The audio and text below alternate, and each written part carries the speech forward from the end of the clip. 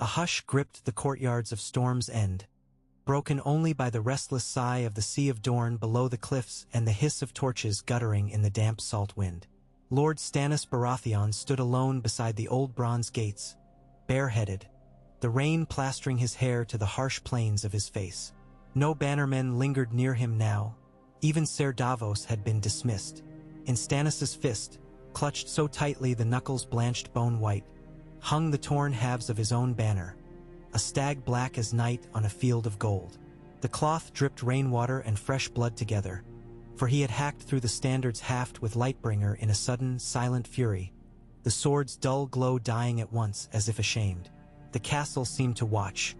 Thick walls, ancient and motionless, yet steeped in a brooding awareness born of years under siege. Storm's End had been his brother's seat once, Robert's, then Renly's by rebellion of charm and color. Stannis had taken it back on a tide of shadows, a victory that tasted of ashes. And now the banner lay ruined in his grasp. The torn stag slapped against his mail as another gust rose from the sea. He could feel Melisandre's eyes upon him from beneath the vaulted barbican.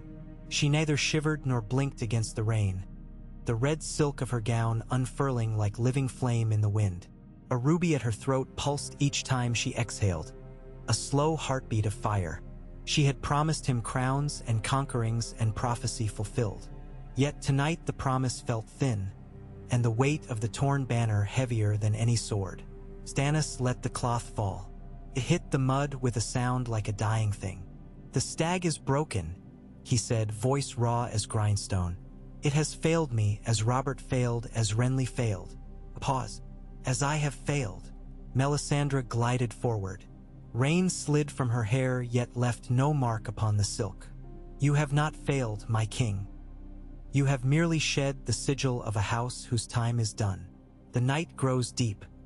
Only those marked by the light of R'hllor will know dawn." Stannis's eyes, pale and unflinching, found hers. "Words, always words. I have followed them. I have burned idols and leal men alike. Traitors in truth," she corrected, voice soft.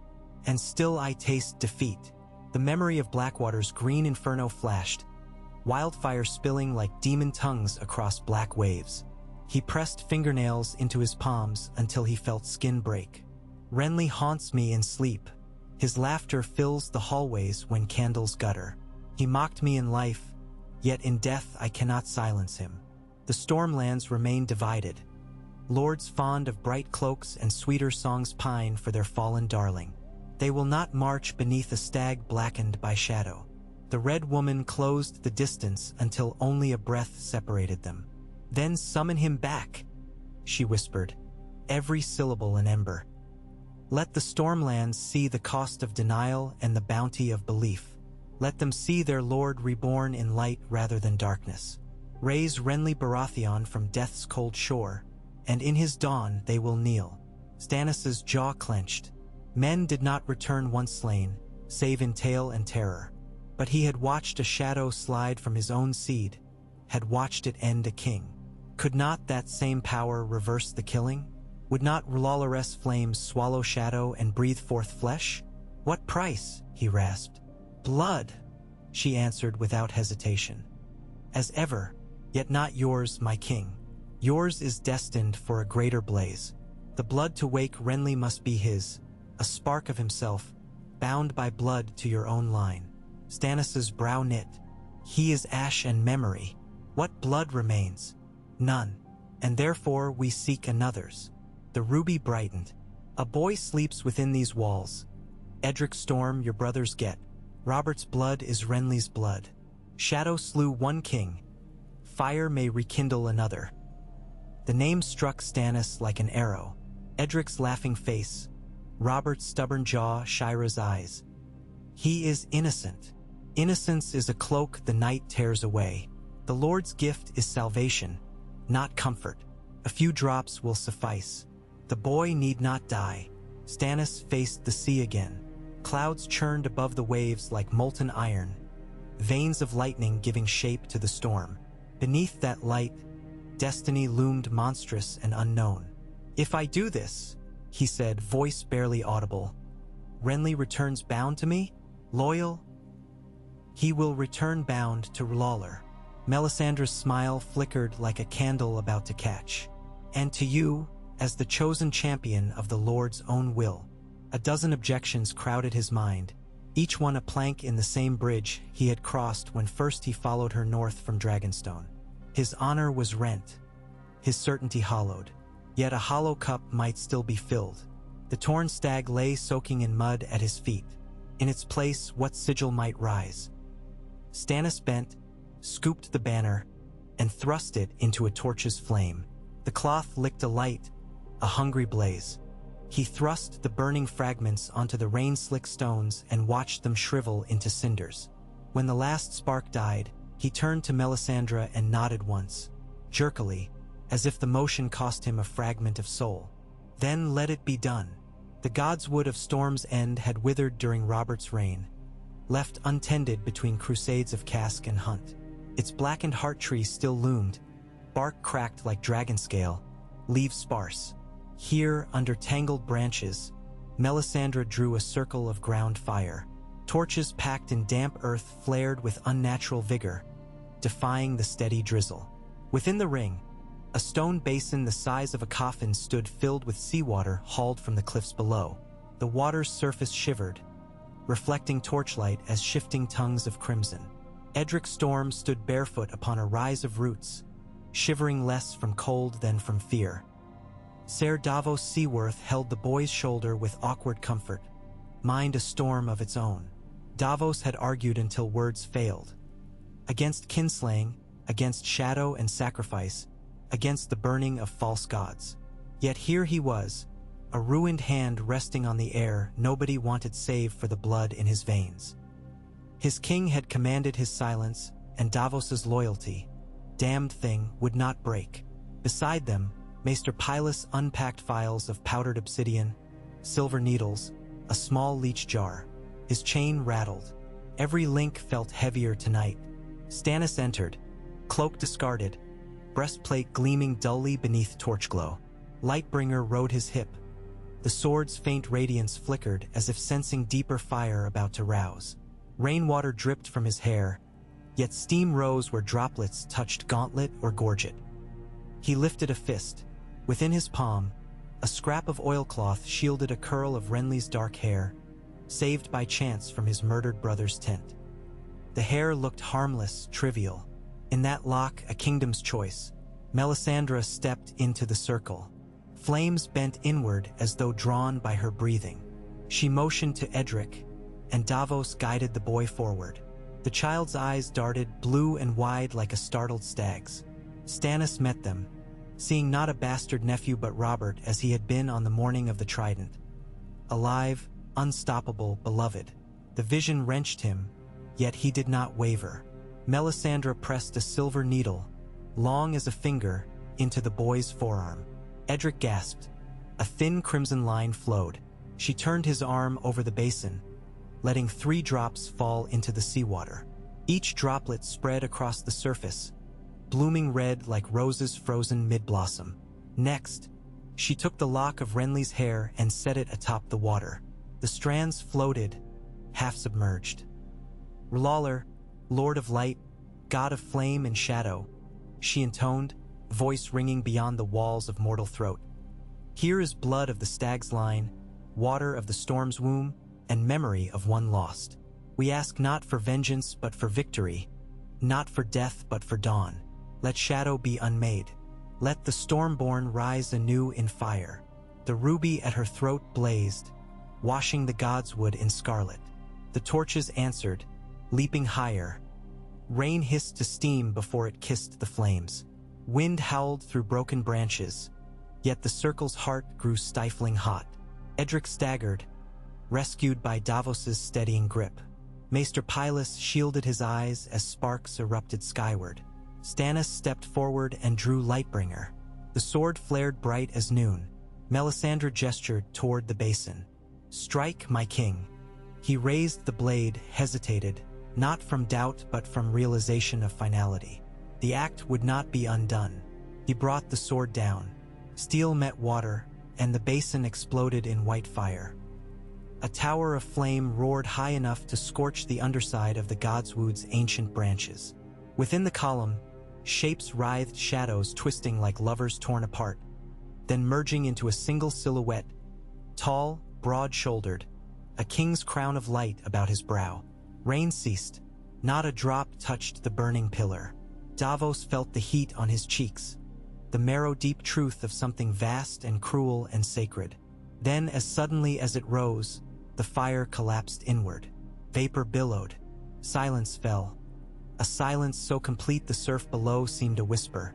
A man knelt upon blackened earth, naked save for a cloak of steam. Long hair damp with sweat and rain clung to his cheeks. A trimmed beard framed lips parted in ragged breath. Eyes of summer green blinked open. He looked first to the sword still gripped in Stannis' hand, then to the scorched basin, then to his own trembling palms. "Brother!" The voice was hoarse yet unmistakable. Renly Baratheon rose, muscles coiling sleek beneath unmarked skin. No blade pierced his chest, no bruise marred his throat. The wound that had ended him was gone, as though it had never been. Only the faint scent of smoke clung to his flesh. Stannis stood statue-still, his heart hammered like siege engines. He sheathed Lightbringer and approached. Rain resumed, gentle now, pattering upon leaves like hesitant applause. Steam drifted from Renly's shoulders while water beaded along Stannis' steel. Renly's smile, irrepressible even on waking from death, tilted. "You look as if I've risen from the grave," he quipped, though his voice trembled around the jest. "You did," Stannis answered. No other words sufficed. Renly's gaze slid past to Melisandre. Something in his eyes chilled, recognition of Nightmare's last image, a shadow bearing Stannis' likeness. He stepped back, yet the Red Woman only bowed slightly. "Be welcome in living dawn, Lord Renly. The Lord of Light gifts you a second life." "Second," Renly whispered, touching his chest as though expecting a wound. Davos released his breath shakily. Edric hid behind him, eyes wide with awe and terror. Maester Pylus crossed himself in hushed prayer to every god he'd ever known. Stannis regained voice. "The Stormlands are riven without their lord." He gestured toward the torch's remaining flames. "Return with me. You will proclaim the truth of R'hlloreth's power, of my right. Together we shall unite what was broken and turn our swords on those who usurp the realm." A pause. "Will you stand at my side, brother?" Renly's expression shifted through confusion, denial, dawning horror, and something else. He looked again at Melisandre's blazing ruby, then to the tatters of the burned stag banner still smoking at the edge of the circle. At last his gaze settled on Stannis, searching. Rain washed his face. Tears mingled unnoticed. When he spoke, the bravado melted from his tone, leaving raw wonder. "I should be dead," he murmured. "Yet I breathe. I feel the rain. I feel," he swallowed. "If this is your doing, brother, then I am yours to command. I would not squander a second chance." Stannis exhaled, a long breath carrying seasons of resentment away on the salt breeze. He extended a hand. Renly grasped it, and their clasp steamed where water met heat from Lightbringer's lingering glow. Melisandre stepped closer. "So dawn kindles. Now the realm shall know the fire's mercy." Stannis turned to Davos. "Send riders. Summon the Stormlords to Storm's End at once. Let them see the light for themselves." Davos bowed, though unease clouded his eyes. He ushered Edric and the maester away, torches flaring behind them as they hurried toward the keep. The boy looked over his shoulder at Renly, awe etched on his young face.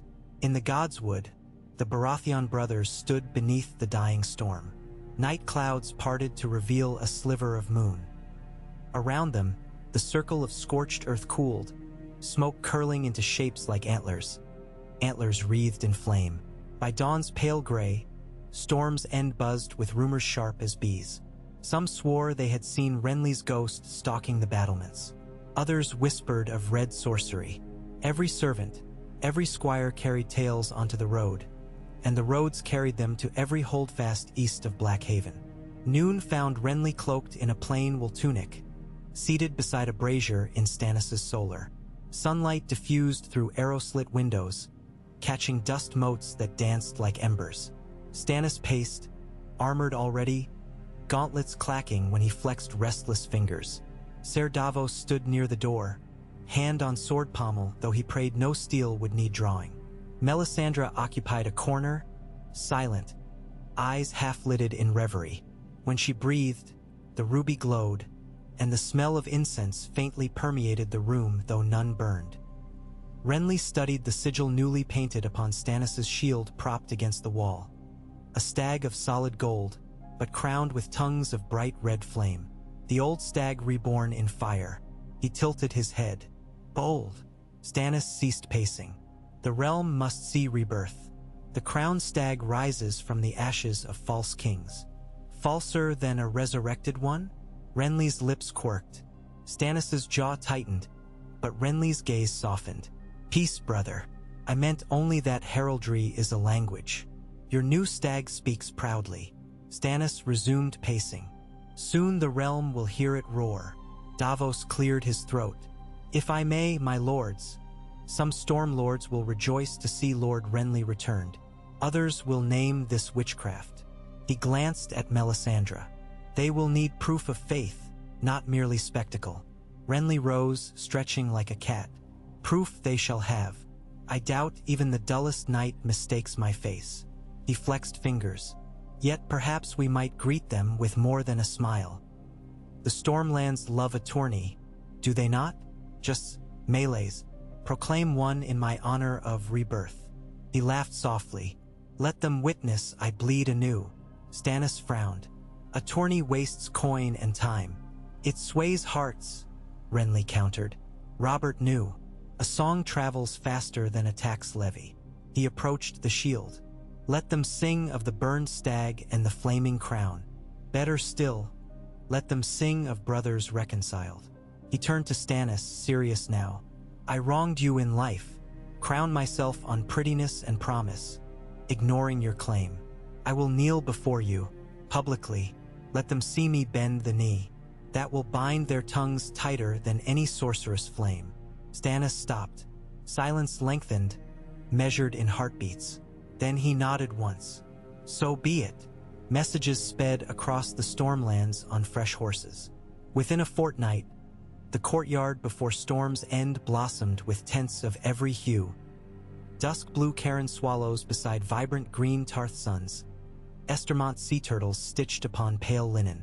Lords arrived bearing mixed dread and curiosity. Wives in tow, daughters with eyes bright for tourney pageantry. They found the castle walls swathed in new banners. Black stag aflame on striped gold and red fields. On the third morning, trumpets sounded. The gates groaned open. 2 figures emerged on horseback, accompanied by a dozen guardsmen draped in half-red, half-gold cloaks. Stannis wore plain steel, sigil across his breastplate. Lightbringer rested in a jeweled scabbard.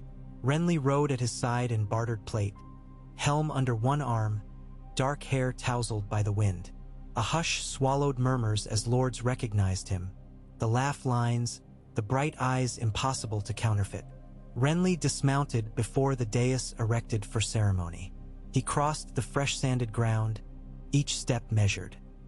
When he reached Stannis, he knelt on both knees, unsheathed a dagger, and laid it at Stannis' feet. I was a shadow blinded by my own mirth, he said, voice projecting to walls and sky. The true king stands before me, his path lit by sacred fire. I live by his grace, by the grace of R'hllor, who burns away falsehood. He lowered his head. I pledge sword and soul to Stannis of House Baratheon, first of his name, Lord of the 7 kingdoms and chosen of the Lord's light. The courtyard erupted, gasps, cries, curses. Some dropped to knees. Others clutched 7-pointed stars in trembling hands. A few turned away, unable to reconcile miracle with dread. Stannis laid a mailed hand on Renly's brow. Heat radiated from his gauntlet as if he still gripped Lightbringer. Rise, brother, reborn. He drew the blade from the scabbard. Lightbringer shone, the daylight itself seeming to dim around its glow. Stannis raised the sword high, and flame danced along the fuller though no spark touched it. "Witness and believe," he called. "The night is full of terrors, but we are the fire that burns them away."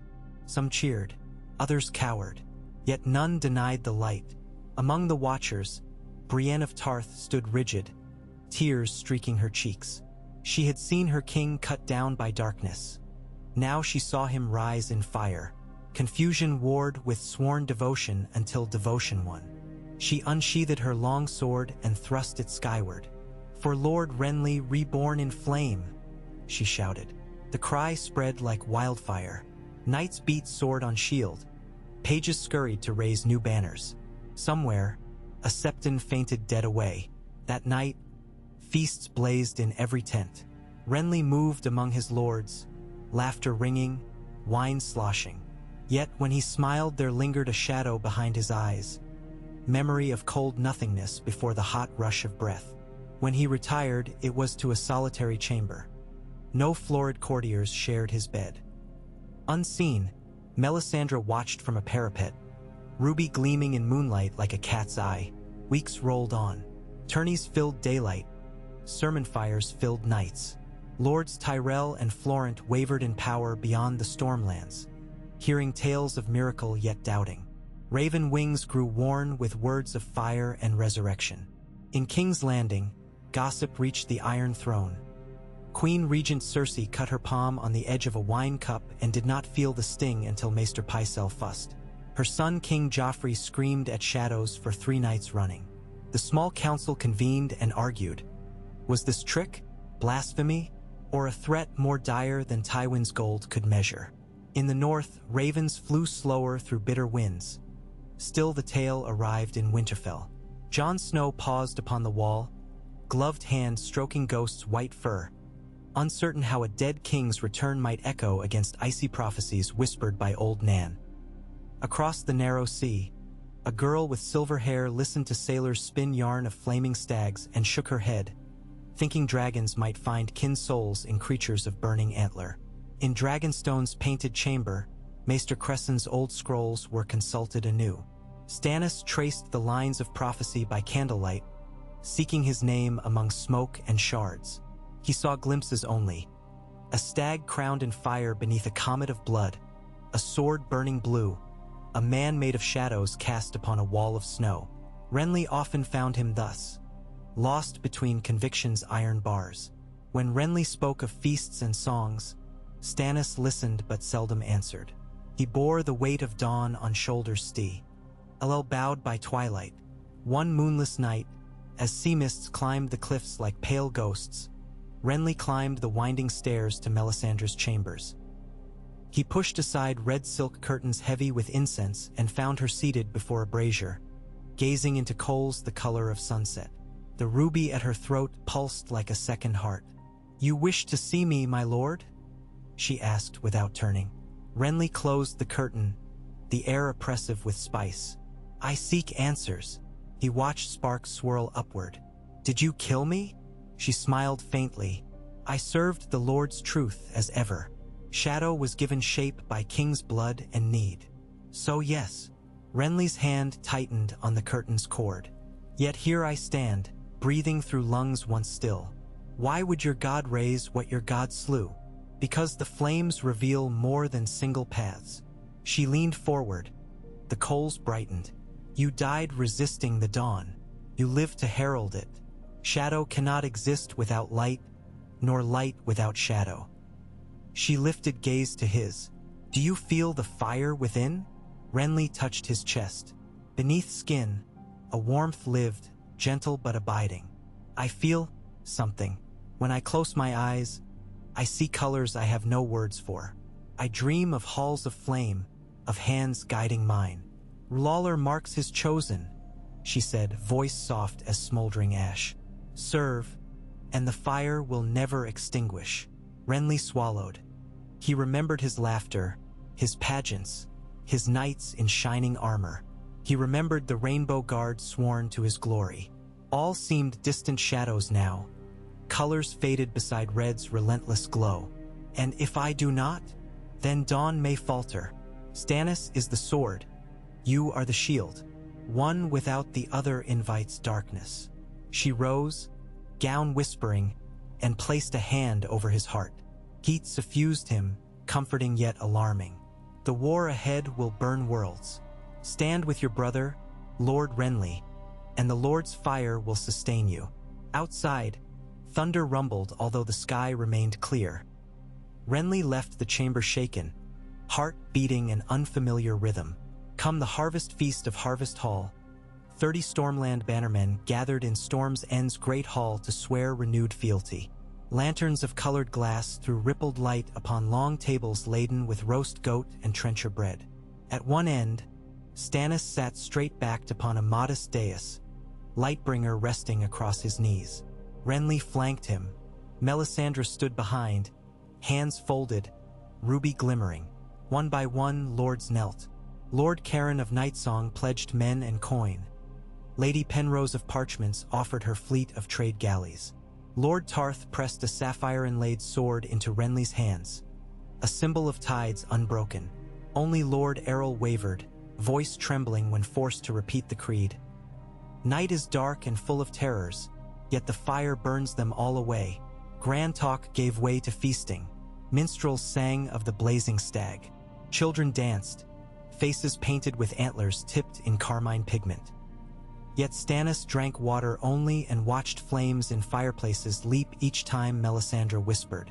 Davos stood at Hall's edge beside Edric Storm, now ward to his king. The boy's cut had healed, yet a faint patch of skin along his forearm glowed pink as if sunburnt. Davos placed a comforting hand on Small's shoulder. Remember the fishwife's prayer, he murmured. The sea is never hungry long. Edric frowned. Is Renly still hungry? Perhaps, Davos said, though he feared hunger of a different sort gnawed at Renly's soul. The night grew old. Candles guttered. As revelers staggered to pallets, Stannis led Melisandre and Davos to the war room. A map of Westeros spread beneath flickering lamps, wooden stag tokens marking forces. Not merely Stormland host, but new levies from the Reach whose allegiance faltered since Tyrell pride tangled with Lannister debts. We march at first thaw, Stannis declared. King's Landing will learn a new fire. Davos cleared his throat. The capital's walls are high, its stores replenished, its cells words many. Your grace would risk all on one throw. Renly paced, eyes tracing routes along Rose Road and Blackwater. Let us not starve behind walls again. A siege can break will as surely as swords. Melisandre bent, fingertips smearing ash across the map. Where ash touched parchment, it left a blackened scar. A dragon is sleeping beneath the city, she murmured. Stone bound by spell and time. Fire will wake fire. Stannis regarded her. There are no dragons in King's Landing. Not in flesh, she agreed, but in memory. Fire given shape by alchemists and fear. The wildfire caches you tasted at Blackwater still lie beneath the city. A match in the wrong tunnel. She let thought hang. Renly paled. We would burn the city? Innocents too. In war, she said, all souls burn. Some in flame, some in darkness. Better to burn in light where Lawler may claim them. Stannis's gaze hardened. I will not be another mad king. Then wield fire wisely, she answered. The ruby cooled dim. Davos felt dread coil.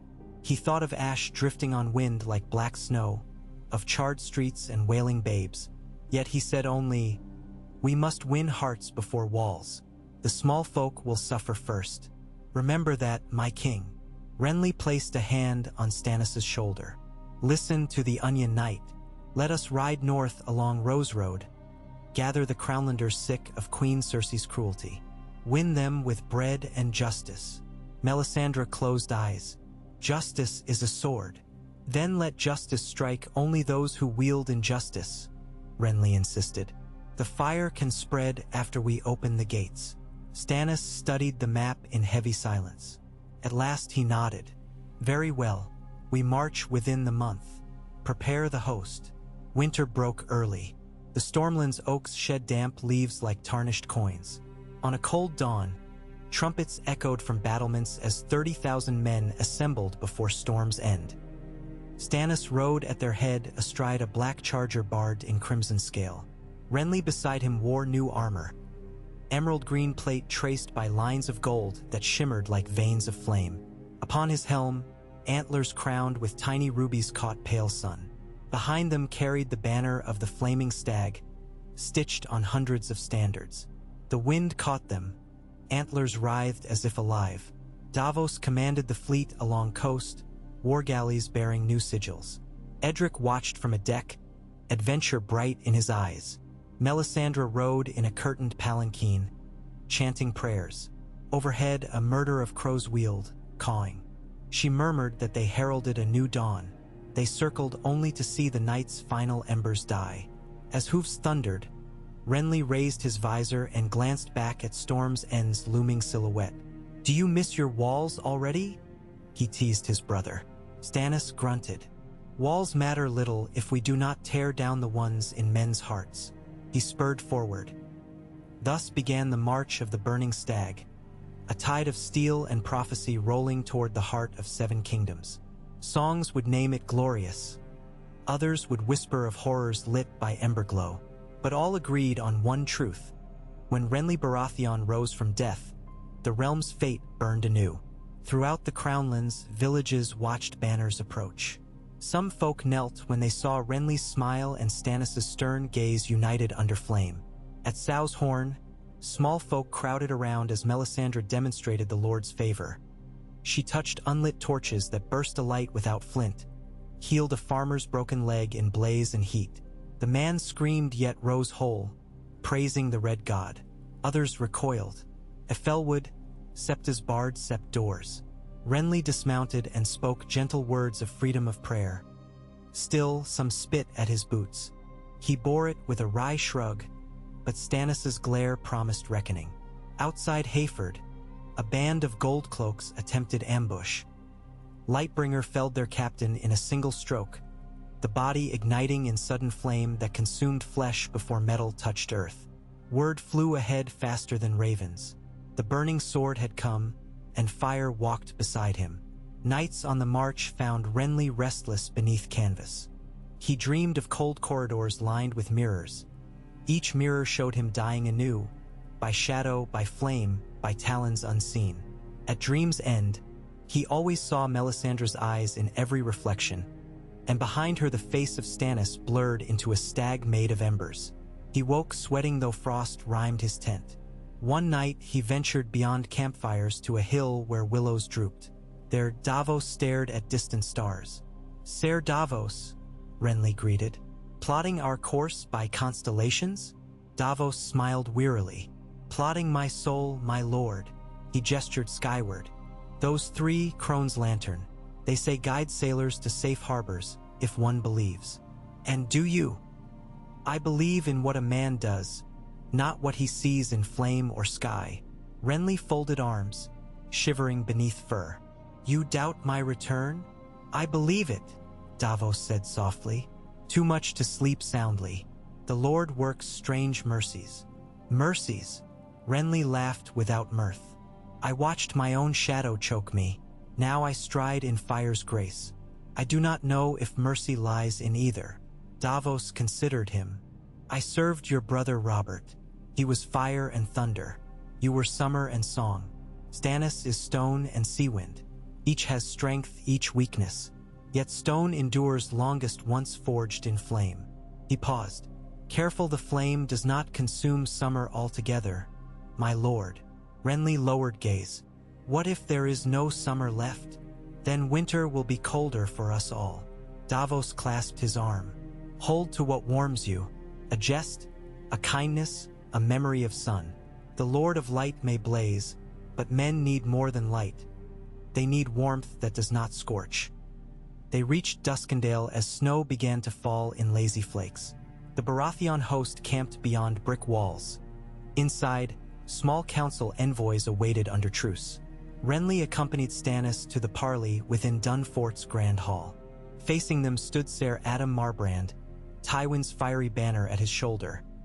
Lord Mathis Rowan representing the Reach, eyes wary, and Grand Maester Pycelle, stooped yet sly, clutching scrolls. Marbrand spoke first. King Joffrey demands surrender.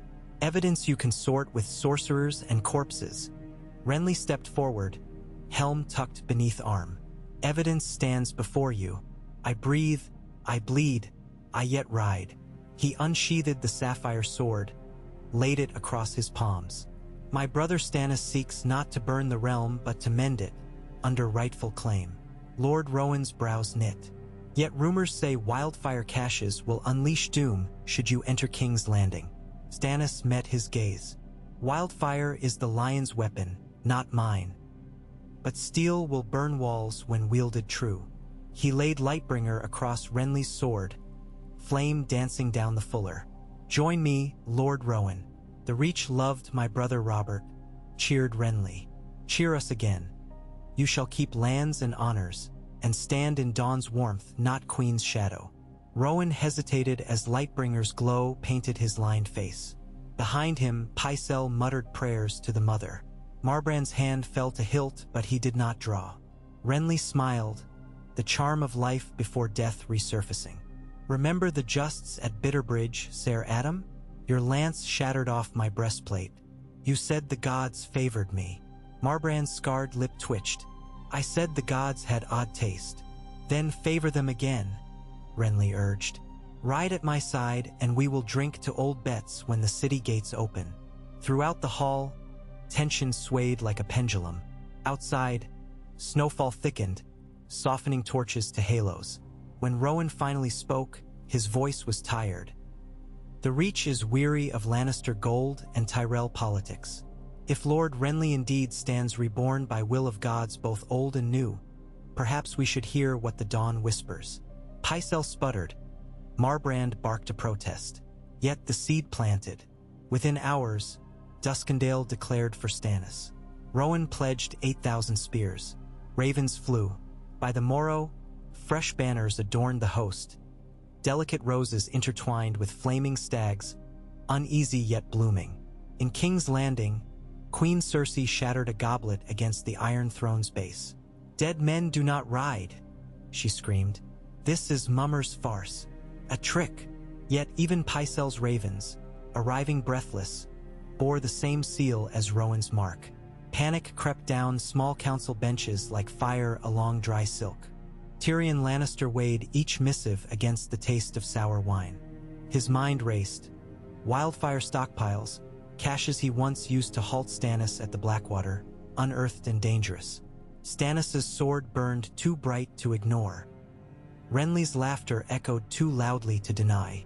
We face not one Baratheon but two, he muttered. One stern as steel, one shining as glass. And behind them, a woman of flames. He looked to Varys. The spider only folded jeweled hands and smiled thinly. Tyrion drained his cup and called for more ink. The Baratheon host pressed south along the Rose Road, gathering levies like storm clouds gather lightning. Brienne rode at Renly's side. Her rainbow cloak now bore flame stitching along the rim. Knights of fell houses. Fell, Catherine, wild, reswore vows, uncertain yet enticed by miracle. Melisandre's palanquin remained ever at the rear, its curtains drawn. Some nights, red light leaked from within like a wound refusing to clot. Davos busied ships along Blackwater Bay, scouting for chain booms and fire boats. At his urging, Edric was sent west to Tarth for safety, but before he left, Melisandre pressed a kiss to the boy's brow, ruby alight. The king's blood flows strong, she murmured. Davos hurried the lad aboard before questions birthed answers. One crisp twilight, Renly stood atop a knoll overlooking the broad plain of the Blackwater Rush. In the distance, King's Landing's walls caught dying sun, shining gold. The sight stole his breath. He recalled his former camp pitched on that very shore, the laughter, the banners, the promise. He recalled flame and smoke rising as he died. Memory roiled. He swayed. Brienne gripped his elbow. My lord, he exhaled. Strange, Brienne. My body remembers absence. I look upon that city and feel a gap. Like a missing tooth, one cannot stop worrying with tongue. Do you trust this new dawn? Brienne's gaze was frank. "I trust you." He squeezed her mailed hand. "Then I must make myself worthy of such trust." Behind them, horns sounded. Stannis' vanguard descended the slope, banners aflutter. Torches were lit though sun had not yet set. Fire leading the way, fire heralding war. Renly mounted, helm lowered, antlers black silhouettes against amber sky. As horse and rider cantered downhill, dust spiraled behind like smoke. Brienne followed, sword angled over shoulder. On a ridge eastward, Melisandre watched the host. She whispered a prayer that tasted of iron and roses. At her breast, the ruby pulsed, each beat echoing in the war drums below. The siege of King's Landing began 3 nights later with the rising of a thin red moon. Siege towers of Stormland timbers rolled across mudflats where wildfire once burned green. Archers lit arrows from braziers fueled by pitch and prayer. Catapults loose stones etched with black stags crowned in scarlet. Within the city, gold cloaks scurried, and common folk knelt to any god they could name. Renly oversaw the camp's western flank, distributing bread before orders. He forbid plunder, commanded wells be dug for villages swallowed by army's shadow. Men obeyed out of love or wonder. When he slept uneasily, dreams crackling. Stannis led central force, Lightbringer carving orange paths through dark. At midnight, he convened war council. Melisandre spoke of tunnels beneath city, paths once used by Ares to hide wildfire. "Find them," she urged, "and set light where needed." Davos objected. Renly listened, jaw taut. Arguments flared like sparks. In the end, Stannis chose a middle path. Scouts would map tunnels. Fire used only to collapse walls, not ignite stored pyres. Melisandre's smile hinted secrets in compromise. Weeks stretched. Supplies in King's Landing ran thin. Rats fetched silver. Lannister outriders failed to break siege. Tywin marched from the west too slow. Snowflakes fell some dawns, melted by midday.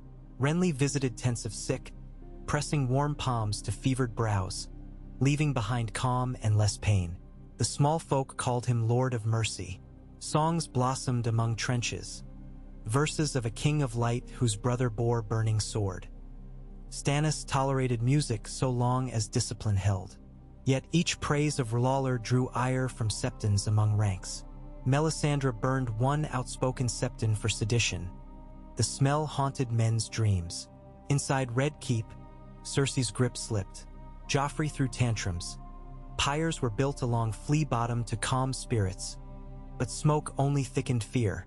Tyrion sealed wildfire vaults and wove secret alliances.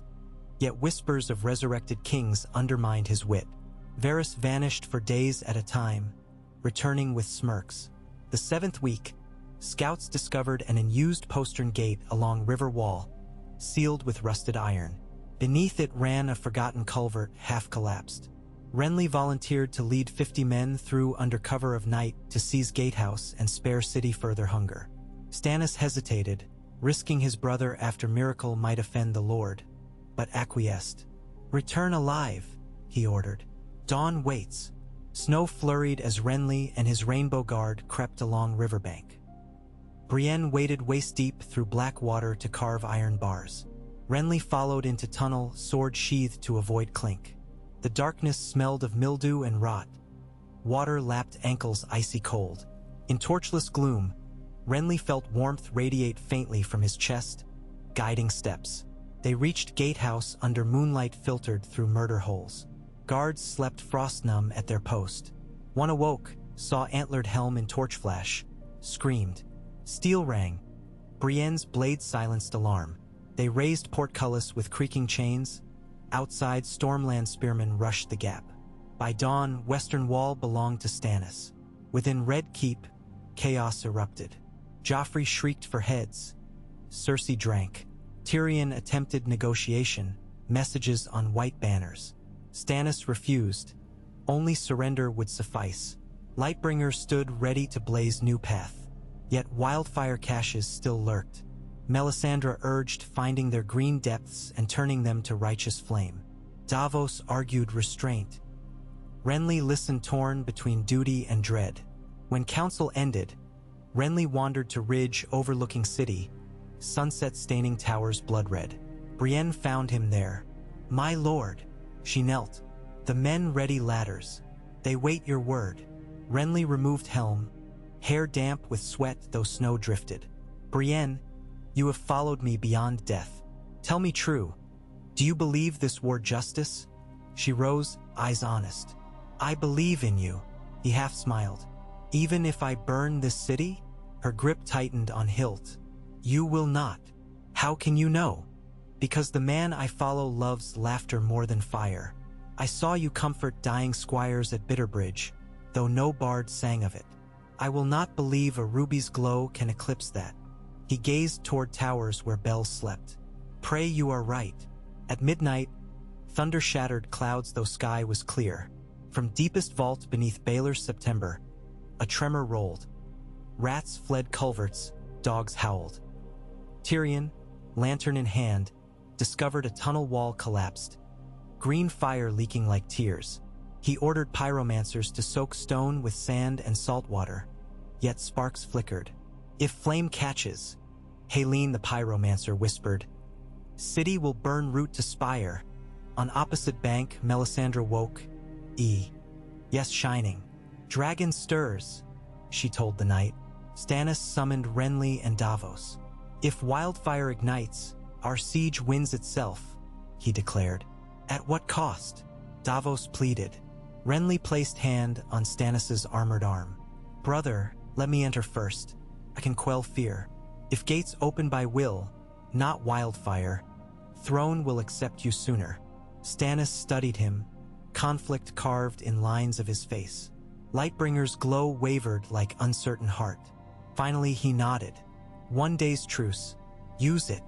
Under banner of parley, Renly and a small escort rode to Mud Gate. Gates opened after tense exchange. Inside, small folk lined streets, gaunt faces alight with hope or terror. Some reached to touch Renly's stirrup, murmuring prayer. He dismounted at Red Keep's courtyard, found Tyrion awaiting in quilted armor. "Back from the grave?" Tyrion quipped, though voice shook. Renly inclined his head. "To offer peace." He laid sword across palms. "Crown to crown, brother to nephew, we can end slaughter." "Peace, is it?" The dwarf gestured at spiraling smoke near September. "Looks more like pyromancer's folly." "Quench it," Renly urged. "Lawloress fire seeks dawn, not ashes. Let the sun rise on a city unscorched." Tyrion studied him. At last he sighed. "I'll need Cersei, and she will need something in return. Promise of her children's safety. Nothing more." "Oh, nothing," Tyrion muttered. Yet he led Renly through gates of Maegor's holdfast, tension crackling thicker than wildfire fumes. In audience chamber, Cersei lounged with goblet. Joffrey sulked on iron throne, feet dangling. When Renly entered, the boy king startled. "You're dead." Renly bowed exaggeratedly. "Apparently not, your grace." Cersei's eyes narrowed. "Sorcery guards your tongue. My father's host nears. Your army will break." "Not before wildfire breaks King's Landing," Renly countered calm. He recounted tremors, cracks. "One spark and we all burn. Bend knee to Stannis. He will spare you exile." Joffrey leapt, hand on lionhead crossbow. "I am king." Renly met his gaze. "A king protects his people. What say you?" The boy trembled. Cersei's wine sloshed. Silence built. Tyrion cleared throat. "Perhaps we might convene small council at dawn. Weigh options with clearer heads?" "A Lannister always pays her debts," Cersei hissed. "And Baratheons owe me blood." She flung goblet. Red wine spattered Renly's cuirass like wound. "Seize him." Gold cloaks advanced. Brienne, outside warily, drew steel. Crossbows clicked from balconies.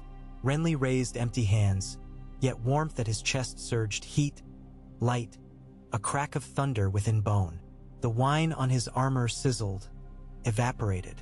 Flames licked outward across metal, white hot yet leaving flesh unburned. Gasps filled hall. Renly's voice echoed deeper than mortal throat.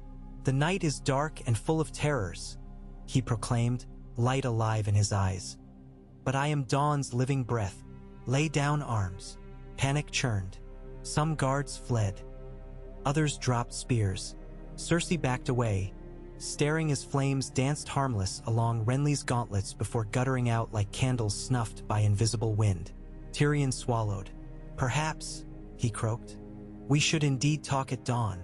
Outside, bells rang, first discordant, then unified. Pealing drifted across Blackwater, over trenches and camps. Stannis glanced up from war map, lips tightening. Melisandre smiled. "The city calls to light." Davos whispered a prayer for mercy. Dawn broke with skies clear, horizon painted rose gold. At city gates, Renly and Stannis rode side by side beneath single banner, the flaming stag crowned by morning sun. Gates yawned wide. Small folk spilled onto streets in hushed wonder. Far in distance, lion banners retreated toward tumbling horizon, seeking father's counsel. Renly inhaled scent of fresh-baked bread mingling with ash. He looked to Stannis. "Brother," he murmured, almost smiling, "we have breached more than walls." Stannis' stern face softened by a margin thinner than a whisper. "Dawn begins," he said. Yet as their horses clopped across cobblestones, Renly felt heat within still burn, hotter with each heartbeat. Melisandre's words echoed, "Stand with your brother. The war ahead will burn worlds."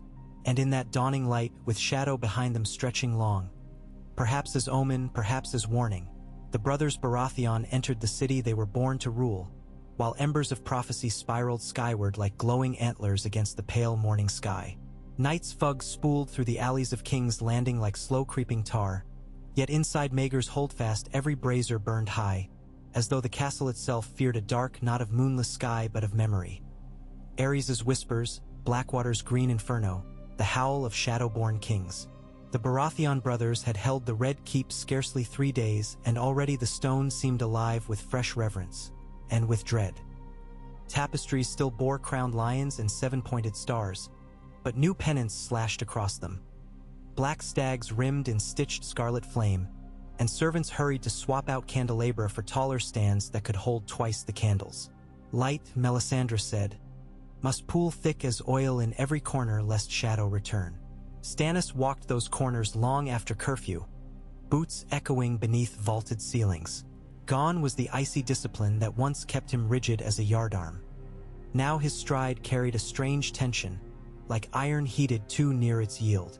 Lightbringer swung at his hip with soft thrum, as though the sword felt each heartbeat of the great keep.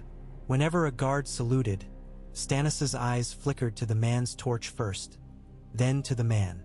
Davos followed most nights, half a step behind, offering murmured updates. Grain quotas from Grain Wharf, new dike breaches in the Hook, whispers of goldcloaks slipping across Gate of the Gods to join retreating Lannister levies. Stannis nodded at each, said little, and kept walking. Renly did not walk. He glided, sweeping along corridors trailed by Brienne, Ser Parman Crane, and an ever-growing flock of small folk petitioners too timid to speak but too awestruck not to follow. He wore no crown yet, only a plain circlet of beaten copper. Stannis had insisted the realm could stomach only one crown at a time, but even copper caught torchlight like irregular sunset. Children reached to touch his cloak hem, certain they might feel warmth turned gentle by miracle. Renly offered smiles and laid a hand atop each bent head. Always he felt that inner heat answering, a silent flare that tasted of sunrise on his tongue. And always, when his eyes drifted up, he found Melisandre's ruby in some distant archway, pulsing like a star fallen from unfamiliar constellation. By day the brothers convened councils. Grand Maester Pycelle, shrunken to a whisper since Joffrey's flight to Casterly Rock, tottered in chains that jangled mournfully. The small council now filled with stormlords and reachmen. Lord Caron, Lady Tarth, Mathis Rowan, even dour Randall Tarley come to haggle emissary terms on House Tyrell's behalf. They argued tariffs, reminted coin, reparations for septs burned by Gwyneth Wild's zealots. Yet every agenda led, inevitably, to the same edge: Tywin Lannister's host marching east beneath gold lion and crimson cloth. Scouts swore 2,000 men strode the God's Eye roads, siege engines at their rear and wagons stacked with grain pilfered from harvest fields. Lord Rowan cautioned for parley. Lord Caron wanted swords drawn before the gold tooth. Stannis listened from the throne dais, jaw clenched, while Renly paced semicircles behind him, absently fingering his copper circlet. On the fourth morning, a raven arrived from the Eyrie. Lady Lisa Arryn had died. Thrown, said rumor, through the moon door by some hired minstrel whose name changed with each retelling. Littlefinger now ruled as Lord Protector of the Vale and offered neutral friendship to King Stannis so long as Vale Knights remained at home to defend against northern saboteurs. Renly snorted when the parchment was read. Davos muttered that neutrality from Peter Baelish was a blade with no hilt. Stannis pressed thumb to parchment wax until the sigil impression warped. "We'll count no feathers until the wind settles," he said, and dismissed the matter. Evenings became theater of promises. Septon Reynard of the Great September, cheeks sallow from weeks of siege hunger, insisted the faith needed visible assurance that the Seven's lamps would not be doused by foreign fire. Melisandre answered softly that any god's light was welcome provided it bent before dawn's true blaze. When the Septons sputtered about blasphemy, Renly interceded, recounting how Lawler's kiss healed a farmer's dying babe outside Dragon Gate. "The mother works in many faces," he said, "and fire warms more quickly than marble." Reynard departed half convinced or half afraid. With those two Renly had learned to settle. Yet beneath all petitions coursed a subtler rumor, whispered in wine sinks and undercrofts. Wildfire stores had cracked deeper than first thought. Pyromancers scurried day and night, wicking sweat from brows green-stained, feeding sand and water into fissures that reopened as soon as tamped. Haleen the Master wrote panicked scrolls to Stannis begging for immediate emptying of certain vaults. Davos carried those letters to the king's table. Stannis read them, passed them to Melisandre. She skimmed, smiled as though reading love notes. "The dragon stirs still," she murmured. "When it wakes fully, stone will melt and truth run molten." Stannis pursed lips. "Truth cannot feed a city reduced to slag," Davos warned. Melisandre only turned away, the ruby pulsing thrice before subsiding. Renly found little sleep. When he managed, dreams painted corridors of mirror again, except now each glass pane through the same reflection. Stannis crowned in red gold antlers, eyes hot suns, while Renly knelt behind, arms bound by chains of smoke. He woke soaked in sweat, the dream fire still crackling in his lungs. Brienne fetched wine, he drank, but the taste turned to ashes halfway down. He wondered if his second life had replaced marrow with cinder. He wondered if that was the price of breath. One mist-laden dawn he saddled Fury's Dance, the gray courser he once prized for gentle gait, and slipped from the city with only Brienne trailing. The Rose Road south lay pocked by siege wheels, but frost had hardened mud, so hooves echoed like drums. At a burnt orchard halfway to Duskendale, Renly reined in and watched sun wreath blackened trees in orange halo. Brienne removed helm, face pale and cold. "My lord, are you unwell?" she asked. Renly dismounted, boat crunching frost. "Only questioning," he said. "I rode those roads not long ago, banners bright as sprinters' ribbons. We sang, Brienne. Remember the songs?" Her cheeks flushed. She remembered. "Songs can sour," she said. Renly laughed softly. "Wine sours faster." He plucked a charred apple stub, crumbled it to dust. "I fear song may be all I have left that is not flame." Brienne watched him warily. "You have your people." Renly's gaze drifted north to where red keeps distant towers speared cloud. "Doi, or do they follow the miracle, not the man?" He tossed ashes to wind and remounted. "Come, sir." "We've valleys yet to reassure." When he returned to King's Landing that evening, bells tolled 7 slow, then 7 swift. Lord Rowan met him at Mud Gate with parchment bearing Tywin Lannister's wax. The western host had crossed the Blackwater Rush to encamp on rolling downs by twilight, catapults positioning beyond arrow reach. He means to force a field engagement, Rowan said, wiping sweat though the air chilled breath. Stannis assembled war council before dinner. Lord Caron advised meeting West Host where plain lay open, letting Stormland heavy horse break Lannister lines. Randall Tarly argued for holding walls, forcing Tywin to starve. Melisandre stood silent until Stannis asked. Darkness must be met with fire, she said. Ride at dawn, light the battlefield. Wildfire still sleeps in caverns beneath them. We need only coax. Davos cursed under breath. Renly closed fists. No, he said, voice calm but hard. We fight with steel, not treachery that would burn grass and grain alike. Stannis's eyes narrowed. Melisandre's ruby glowed in answer. Arguments stretched past moonrise. Finally Stannis rose, palm atop Lightbringer's pommel. We ride at first light, he declared. No wildfire. If Tywin seeks battle, he shall taste honest edge. He looked to Melisandre. Keep flame within vault until I command.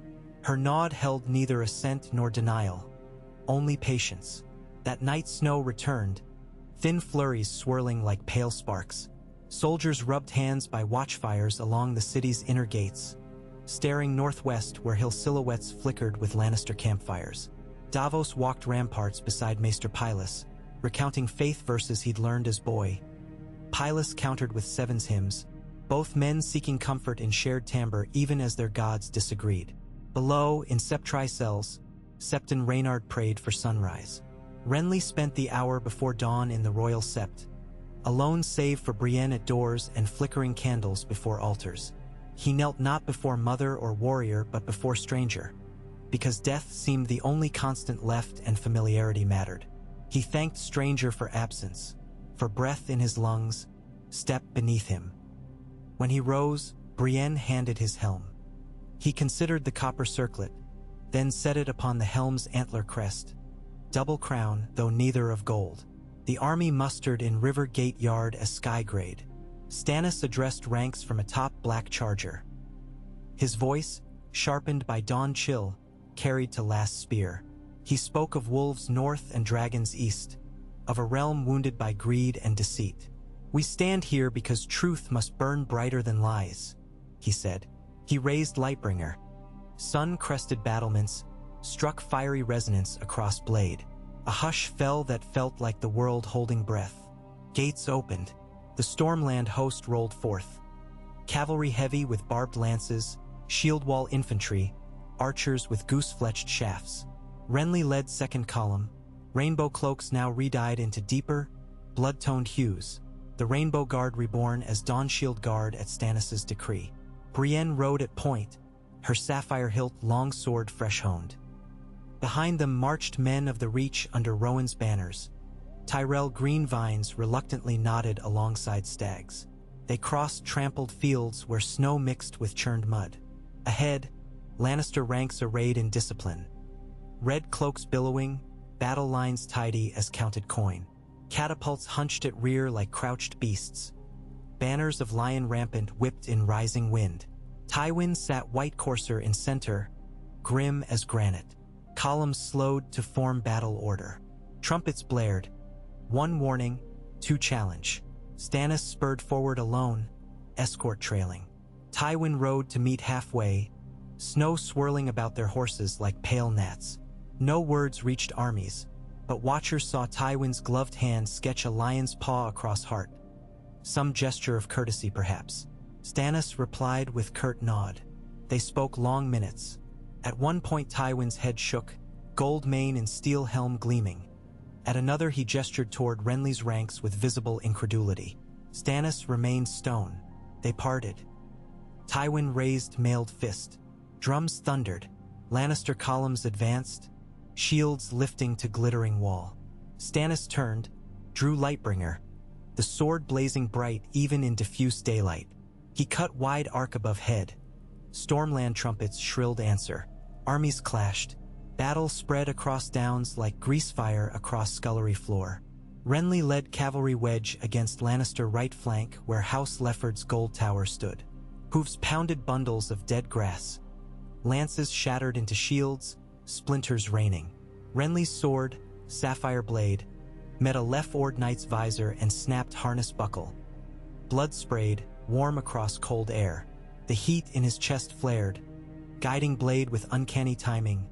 Blocks he'd never practiced, thrusts that found joint gaps. Opponents sometimes caught flame where wound opened, as if blade kissed ember, and screamed not long.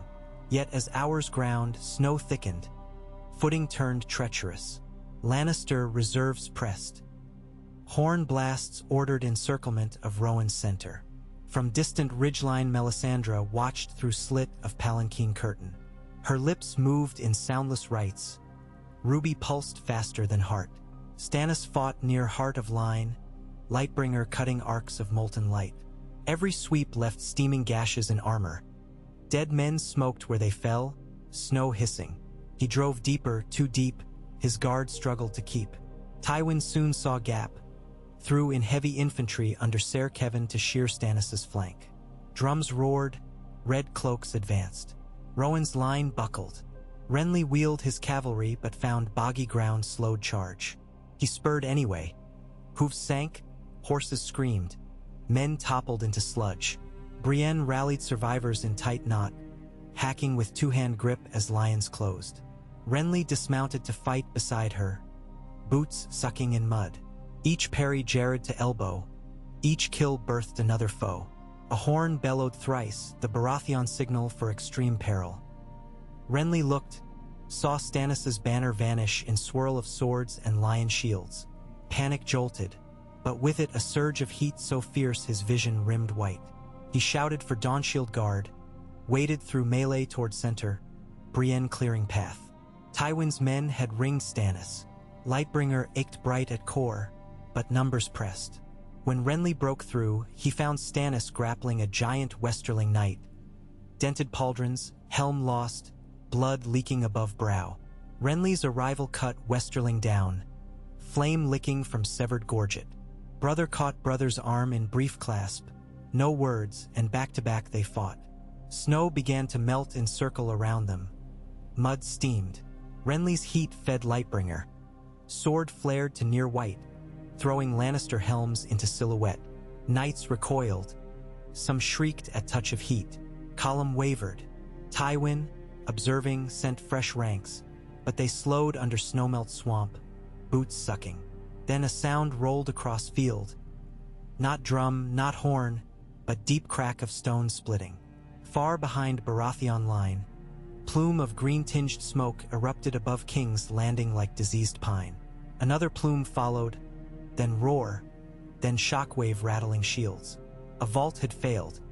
Wildfire gushed skyward, brilliant emerald against white sky.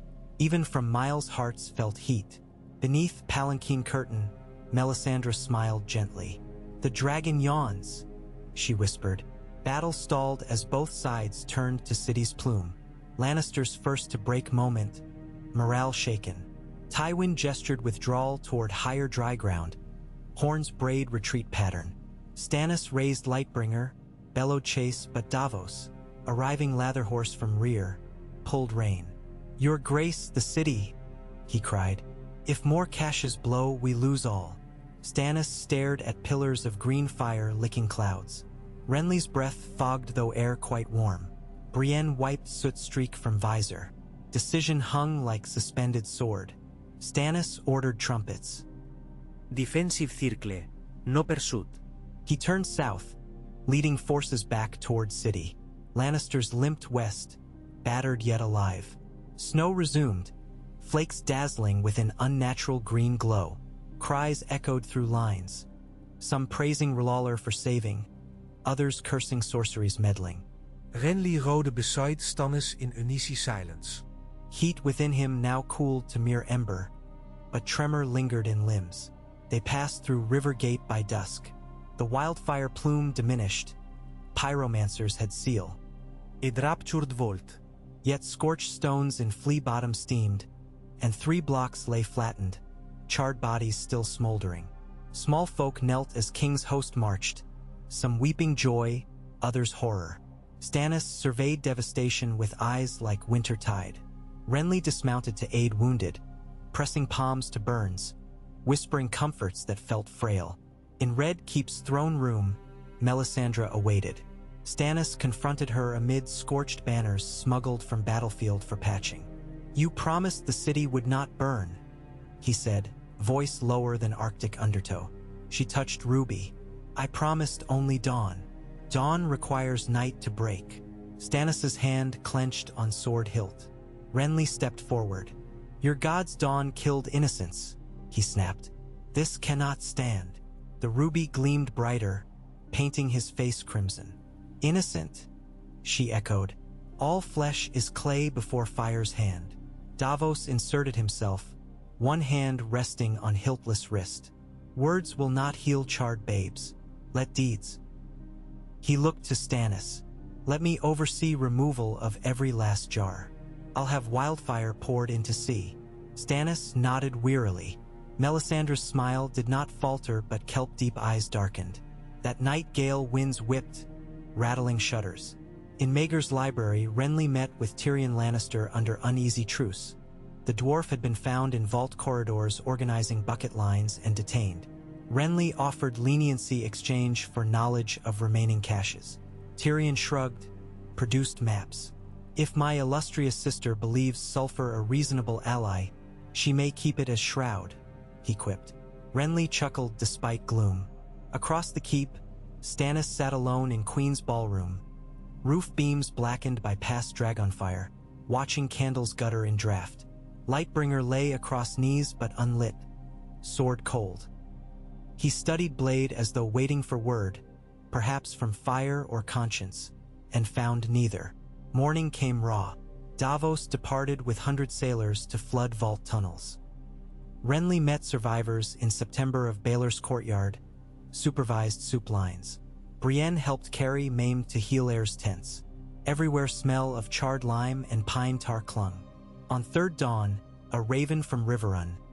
Robb Stark slain at Twins. Freys and Boltons turned cloak. The North reeled, Lannisters claiming triumph. Tywin's host, gaining fresh confidence, broke camps and resumed eastward march. Stannis gathered council. Voices rose, panicked.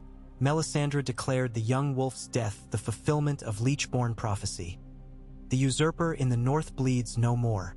Her satisfaction sparked fury in Lord Rowan. Renly silenced room with raised palm. "Prophecy or not, grief walks," he said. "We cannot fight lion with sword in one hand and torch in other while small folk bleed beneath both." Stannis eyed brother, something shifting behind stern mask. "Then what do you counsel?" "Meet Tywin on fields south past Windwater, away from city walls and vaults. Bait him across burned plain he fears. Show him we master flame yet need not unleash." He paused. "And hold counsel with the faith. Let Seven's lamps burn beside R'hllor. Unity starts with symbols." A murmur rippled. Melisandre's ruby flickered uncertain. She said nothing. Stannis considered long. At last he nodded. "Summon Septons.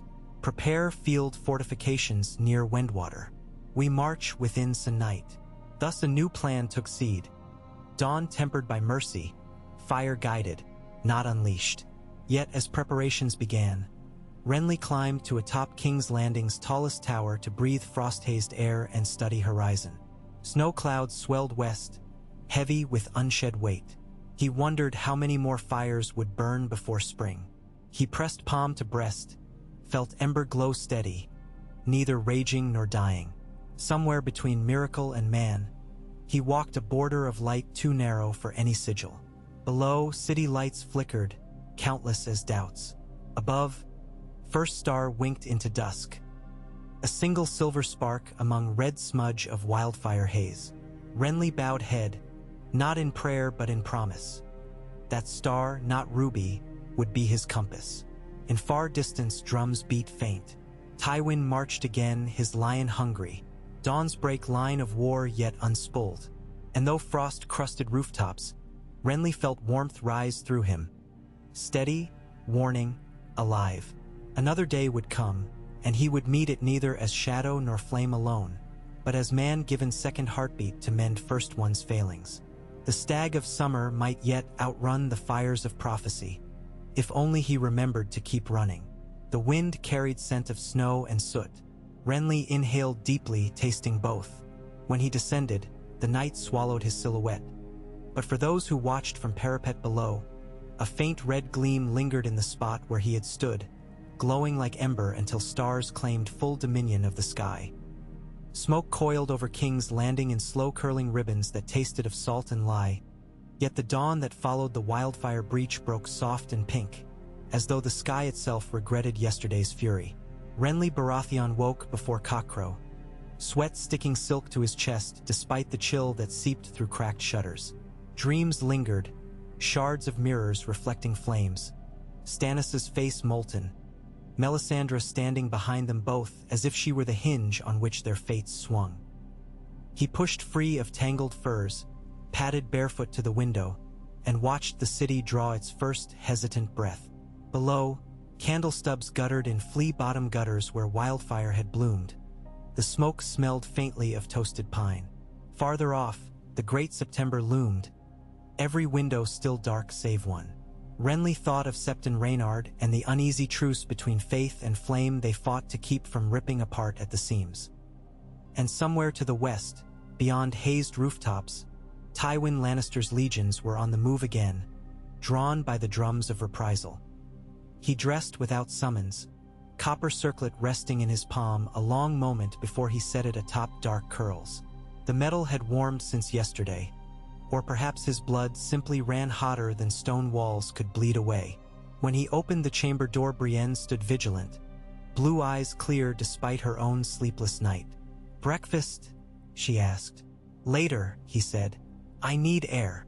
They strode into passageways where red gold pennants sagged damp with frost. Guards saluted. Washerwomen dipped curtsies but kept pace with slopping buckets, bleach water leaving loops across rush-strewn floors.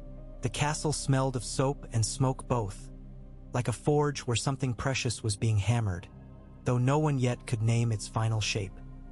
At Rain Gate Courtyard, Renly found Davos Seaworth barking orders to sailors carting sealed bronze jars toward wagons bound for the river. Each jar was packed in sawdust, lids smeared with pitch. The wildfire vaults, drained jar by jar, destined for a watery grave beyond the Blackwater's tides. Somewhere a pyromancer keened that it was sacrilege. Davos ignored him and kept count. "At this pace we'll empty half the vaults before midday," Davos told Renly, wiping perspiration despite breath fogging. "If gods or your red woman allow." "Let us hope," Renly answered, clapping his shoulder. "The city can scarce stomach more ghosts." They spoke little else. There was nothing to debate. Work was penance, and Davos's men labored like mourners shoveling graves for sins not theirs. Renly helped rest one jar into straw bed, muscles quivering, and felt again the spark in his chest answer, hotter each time he touched the stuff. He withdrew fast, wiping palms on cloak, then crossed the yard toward gardens where frost-laced ivy drooped from broken arches. Melisandre waited beside a leafless weirwood sapling they had transplanted from Dragonstone months before. Its albino bark was cracked by cold. Scarlet leaves, few as scattered coins, trembled though no wind stirred. The red woman's gaze shone brighter than ruby this morning, as though sunrise dwelt behind her eyes. "Your fire grows," she said without greeting. "I feel warmth, yes," Renly conceded. "But warmth is not always flame." She smiled. "The difference is choice. A candle can guide, or sear the skin from a man's hand. The wax does not decide. The bearer does." He found nothing to answer and turned instead to the weirwood. Sap pooled crimson at a split near the roots, like the tree itself bled. "Cold does not suit it," he murmured. "Nor compromise," she said. "The old gods linger only where shadows dominate. You tend them, the shadows grow." "That tree is a memory of Westeros long before our quarrel," Renly returned. "Memories deserve space. Memories keep men from walking forward." Melisandre's gaze flicked to dawn horizon, where a smear of gray clouds hinted new snow. "Tywin comes fast. His lion roars from hunger and fear alike. Today Stannis will ride to Windwater to inspect fortifications. You should ride with him." He arched a brow. You're giving counsel on brotherly unity? Color me amazed. She shrugged. The sword cannot shine unless the shield deflects blades seeking its flank. Renly turned fully then, staring hard. And if this shield decides it no longer trusts the hand that wields the sword? Then both shatter when steel meets truth. She stepped closer. Heat poured from her skin. Do not make yourself traitor to dawn, Lord Renly. Choose light, not embers. Light obeys purpose. Embers drift where wind wills. He felt her warmth wrap like cloak. Half comfort, half warning. He stepped back. I will ride, he said, and left her to her devotions. Stannis held court in the Tower of the Hand, the Iron Throne Room still reeking of melted gold from Aegon's reign and more recent blood. Lightbringer rested across trestle tables scattered with reports. When Renly entered, lords parted like reeds before current. Stannis' eyes took in Renly's attire, green doublet trimmed stag flame crimson, and gave the barest approving tilt. We march midday, he said. Tywin broke camp near Langward Hill. Rowan's outriders saw siege wagons but no scorpions. He may aim to force the Windwater Bridge intact, flank our entrenchment. And the faith? Renly asked. Septon Reynard will share blessings if we hold joint vigil tonight in the Great September. It may quell unrest. Stannis grimaced. Let them pray while soldiers dig. Dawn will favor the living, not the kneeling. Renly placed both palms on table edge, leaning in. They will pray whether we bid or bail them. Better to stand next to them than behind. The king's jaw flexed. Memories of his bitter youth at Storm's End, of Septons ignoring the hungry, flashed. Fine, 1 hour at dusk, after drills. Rowan surveyed map, tapping tokens. If Tywin breaches Windwater, we lose route into Reach. We need more spears to hold his left. Stannis looked to Renly. Summon Lady Tartha's levies to Riverbank. Her line stands firm.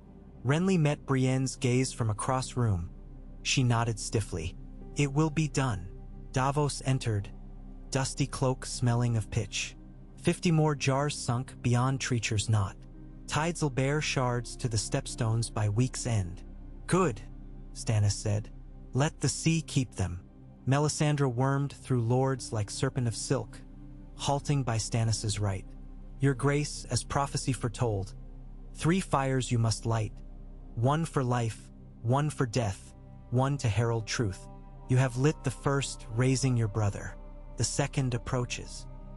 Renly felt prick of ice despite warmth in chest. Let us hope no innocent is tinder for that one. Her lips curved. Innocence is a word men hide behind when afraid to look on their own sins. Enough, Renly nearly barked, but Stannis silenced further sparring with curt order. Mount at 7th bell. The Windwater forked across lowland bogs east of the Kingswood. Chilly brown water swollen by winter thaw. Between mudslick reeds and frost-crusted cattails, Stormland pikemen labored driving oak staves into groundwork trenches, shaping chevron earthworks outward from the bridge. Banners flapped stiff. Smoke rose from iron braziers heating pitch to black liquid for murder holes carved in hastily thrown palisades. Renly rode at vanguard with Brienne and Ser Parman. Snow threatened again, sky heavy-bellied. Stannis followed, crimson cloak snapping, Lightbringer slung for once unsheathed, dull but ever smoking at edge. As they crossed temporary timbers laid beside permanent stone, river hissed beneath. Swans lifted in startled flight. Archers knocked but lowered. Swans were no foe. On West Bank they surveyed progress. Lord Caron directed trenches while Tarth levies stacked wicker mantlets. Renly dismounted to praise men, pat a skittish horse, share flask of warmed mead with footsore sergeant. Heat pulsed stronger each time he clasped calloused hand. Men smiled wider, weariness easing. Word spread along line that Lord Renly carries Huthfire in his veins. Some made sign of 7 then of R'hllor both, hedging prayers. Mid-afternoon horns sounded thrice. Scouts sighted dust plume beyond Langward Hill. Tywin's outriders, scarlet banners glimmering. Stannis ordered defensive posts manned. Renly joined Brienne in forward watchtower, spyglass a gilded tube cold to lips. Across white-capped grass, he spied ranks of Westerland shields gradually coalescing into formation, wagons at center, cavalry wings rippling. "Feels like the birthing of a storm," Brienne murmured. "The wind before the gale," Renly agreed. "And my fire before the pyre," he thought. Dusk bled pale, edging clouds lilac. Signals from Stannis' main camp summoned them back for council. As Renly turned, he glimpsed a lone standard upon far ridge, golden lion rampant above black horsehair tails. A personal banner, Jaime Lannister, no doubt. The Kingslayer had escaped siege with Tywin. Rumor said he thirsted to match Lightbringer's glow with Valyrian steel of Widow's Wail. At council tent crackling with torches, Rowan delivered news. Tywin halted short of artillery range, digging his own earthworks. "He wants us to attack across bog," Rowan said. "Let him rot there." Stannis pointed to map. 3 nights, Windwater will freeze at banks. Then he'll march across crust, circumvent bridge. We must lure him sooner. I slid to Renly. "Your charm might bait the lion. Jaime is prone to bravado." Renly exhaled. "A parley, perhaps? Offer duel. Field of honor instead of slaughter." Rowan balked. Lord Caron laughed. Even Davos's brow rose. But Stannis nodded. "An anointed champion myself, and Jaime if he'll take." "It was me who killed the king he guarded," Stannis reminded softly. "Old oaths weigh heavy. He will want my blood." Melisandre's ruby gleamed. "Let the lion come. The sword of dawn will cleave pride." Renly closed eyes, seeing again wildfire plume. "Or pride shall trap sword." Yet plan was set. Dawn parley at ford between armies, single champion each. Losers host to withdraw 1 league for burial rites.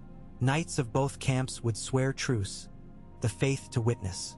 Renly insisted to stand as Stannis' second. Brienne claimed his left. Night fell icy black. Camps muffled torches. Cold held silence taut as drawn string. In Lord's pavilion Renly and Stannis drank mulled wine by brazier, words sparse. Memories of childhood at Storm's End intruded. Robert twisting Renly aloft by ankles. Stannis reading lawbook aloud, voice staying even when hail hammered walls. Renly broke quiet first.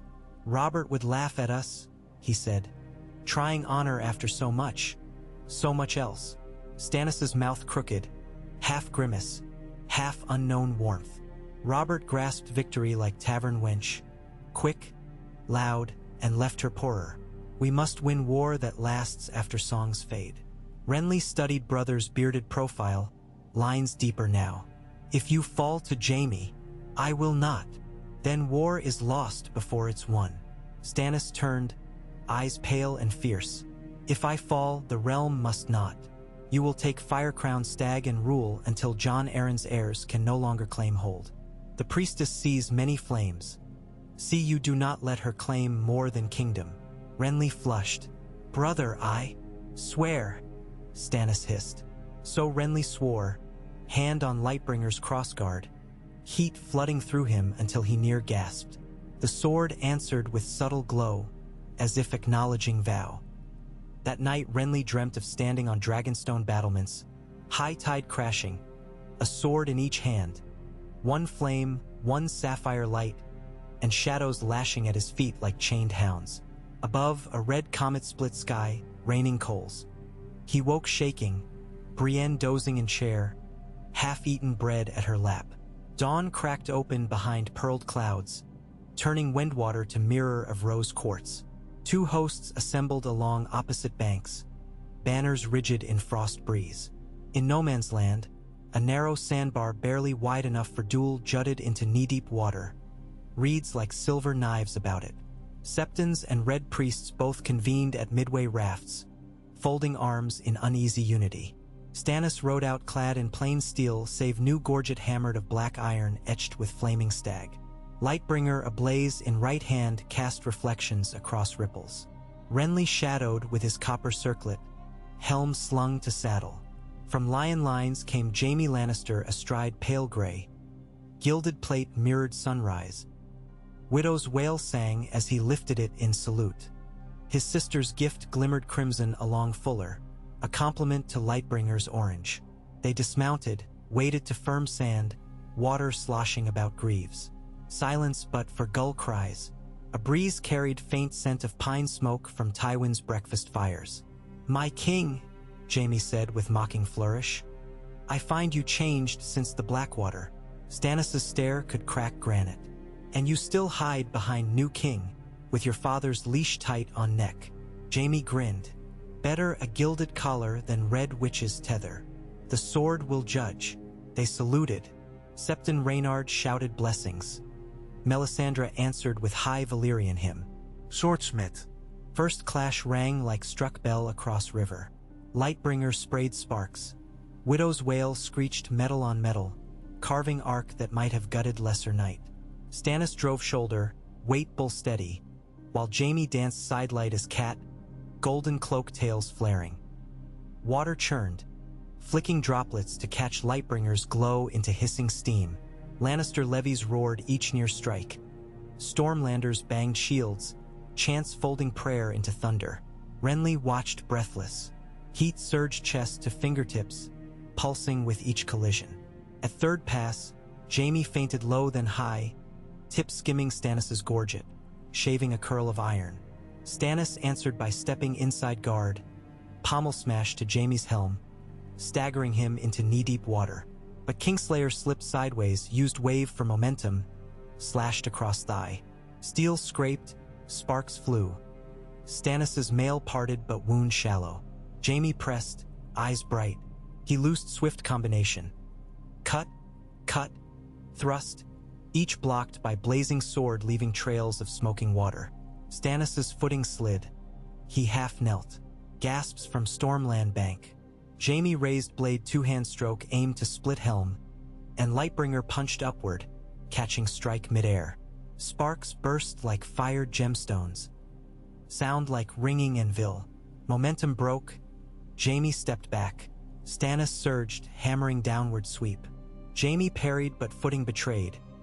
Water suction dragged boot, throwing him off balance.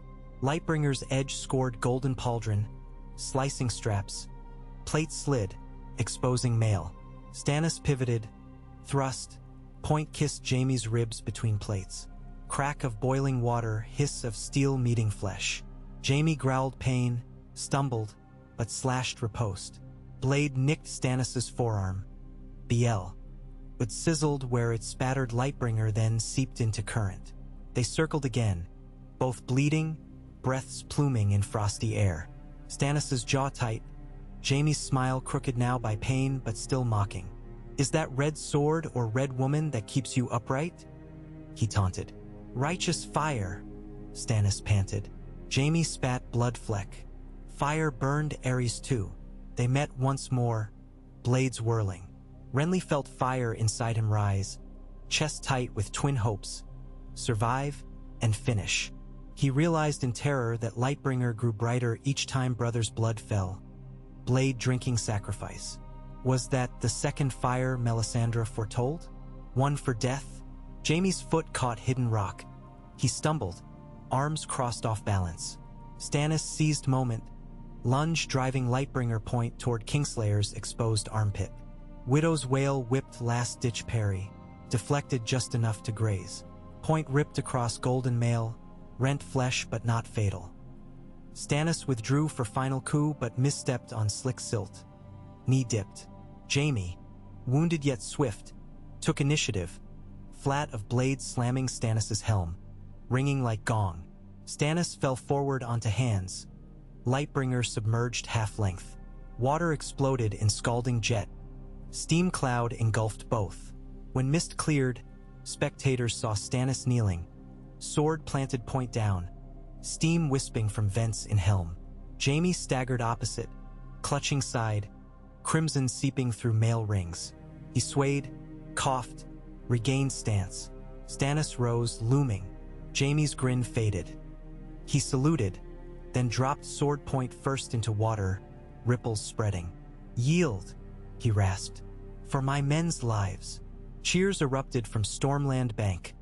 Westerners gnashed teeth. Tywin's banner dipped in concession. Stannis inclined head curt. "Withdraw 1 league. Bury your dead. Treat wounded. Jaime nodded. 2 gold cloaks splashed forward to aid. As they half-carried the Kingslayer back, Jaime shot Grin toward Renly. Tell your Queen of Embers her fire burns hot, he called hoarsely. But lions endure heat. Renly offered small salute, heart pounding less with triumph than dread. Lightbringer still glowed lurid, though Stannis moved to sheath. As steel slid home, blade pulse subsided. Melisandre's voice cut breeze. Second fire lit, death's share paid. Her eyes found Renly. Now remains third, the fire that brings truth. Renly dismounted Watchtower walkway numb. He had cheered victory, but inside something coiled. Lightbringer's hunger for blood, the gleam in Melisandre's smile. How many fires before dawn scorched them all? Next hours saw Westerland host pull back over ridge. Stormlander healers tended Stannis's gash. Maester Pylus smeared Metasweet salve. Renly visited command tent where brother sat bare-chested, wound stitched. Jaime lives, Stannis said first. His yield spares thousands, Renly replied. Stannis nodded grudging. Still war remains. Tywin will not accept single duel's loss. Yet today we humbled his pride. Use it. Send ravens to Riverlands. Offer peace to Fry, alliance to Tully Widow. Show realm Lion's Mane has lost sheen. Stannis considered. Write letters. Your charm again. Renly bowed, but hesitation lingered. Brother, Lightbringer. It brightened each time you bled. Stannis's eyes cooled. A king's weapon answers a king's cost. And if that cost grows, then we pay. Renly left troubled.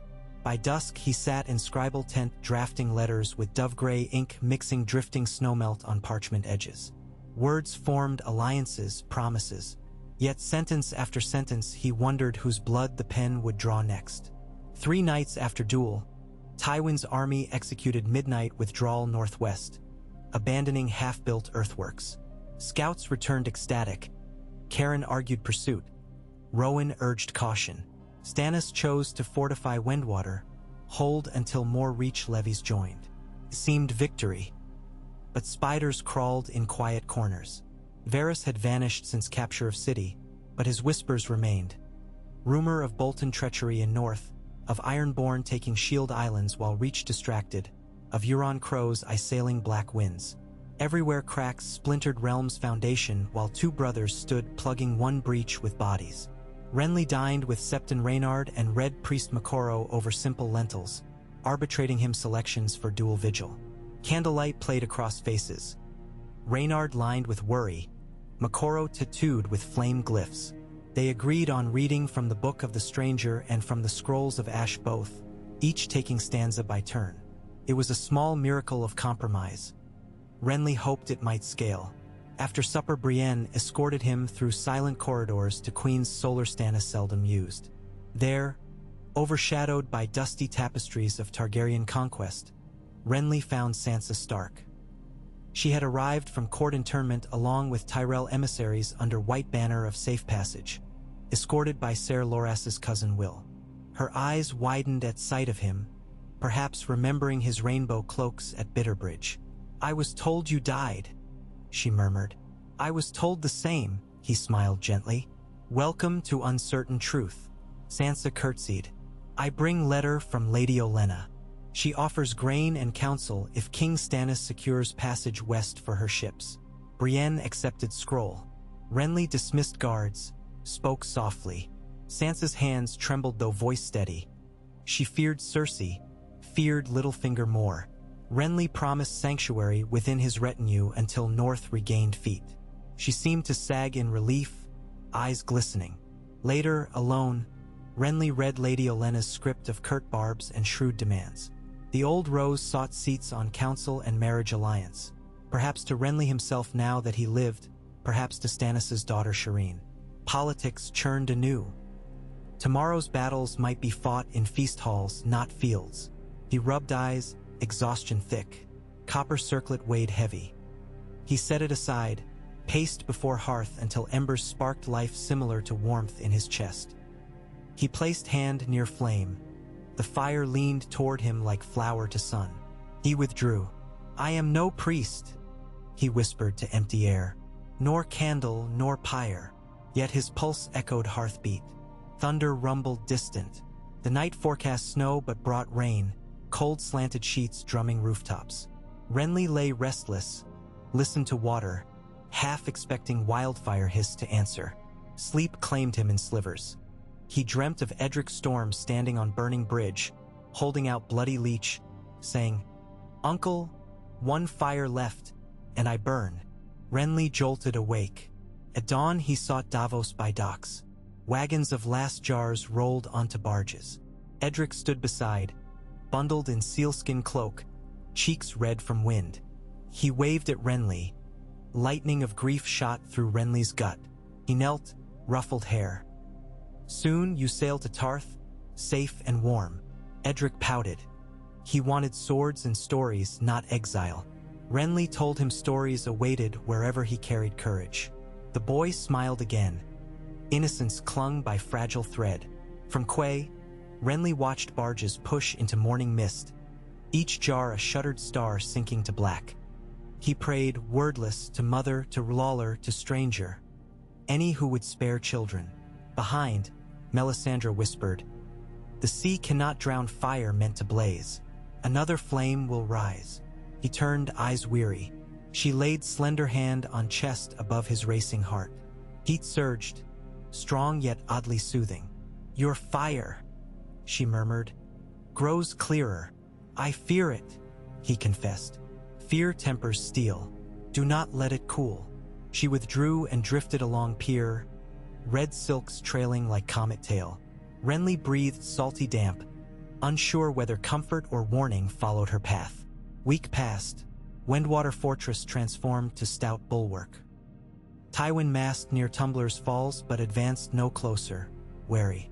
Letters from Riverlands bore Tully seals agreeing truce if King offered hostage exchange. Freys prevaricated. North erupted.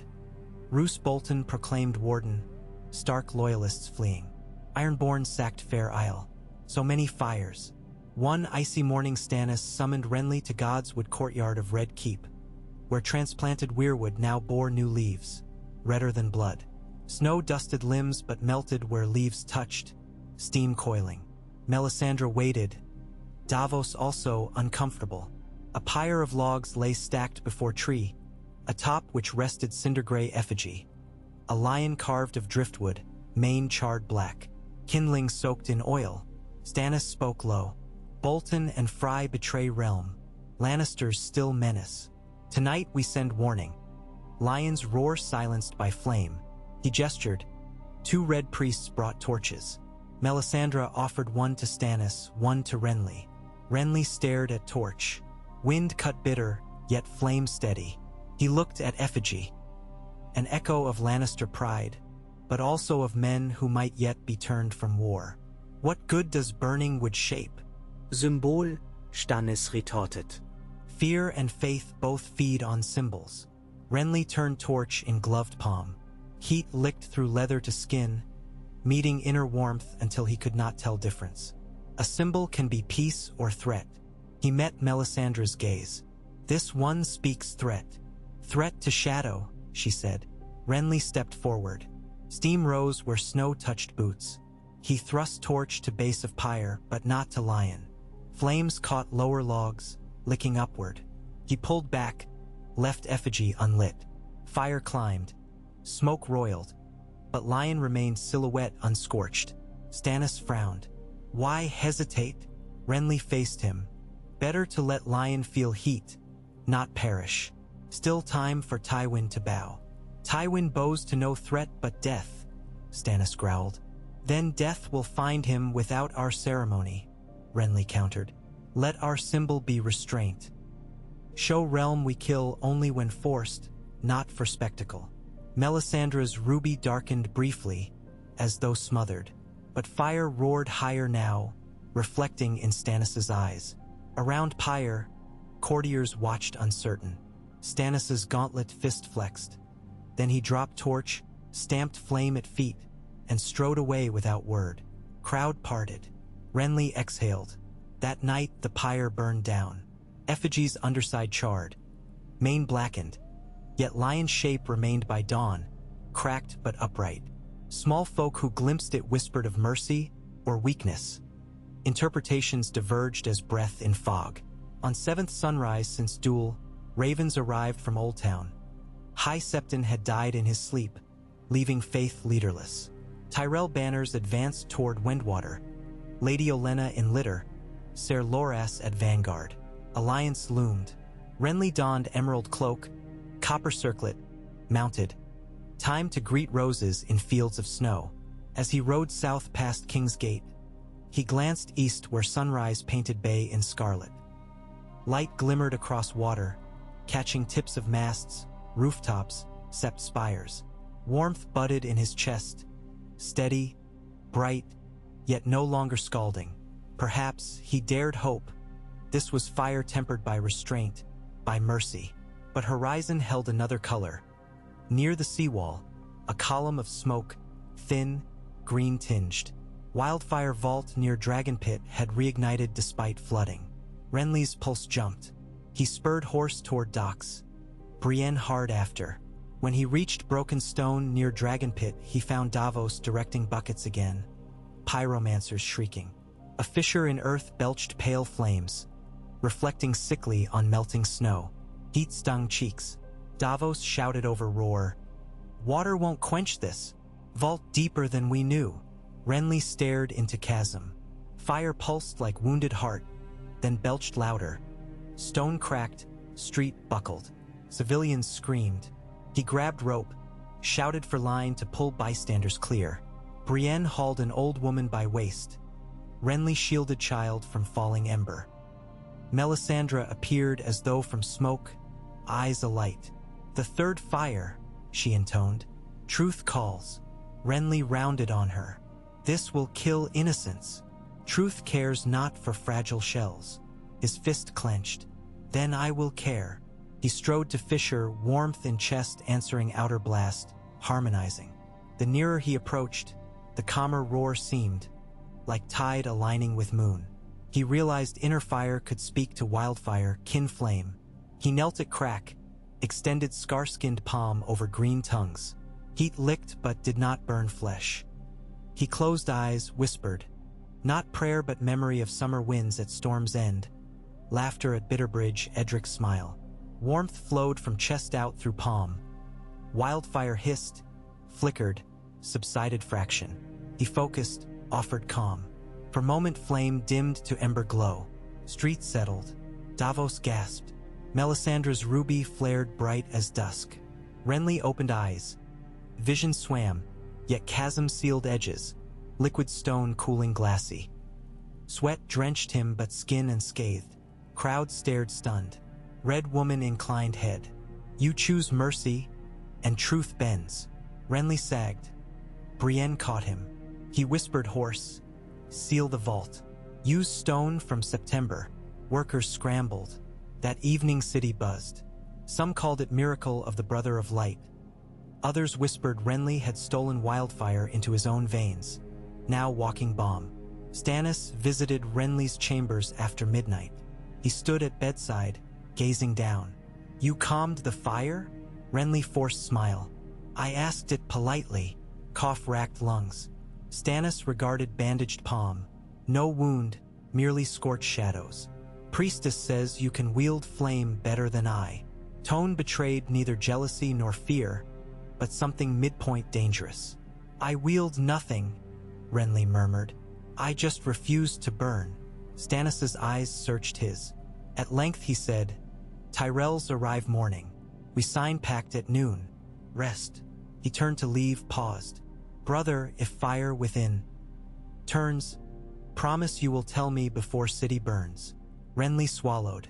You have my word. Door closed.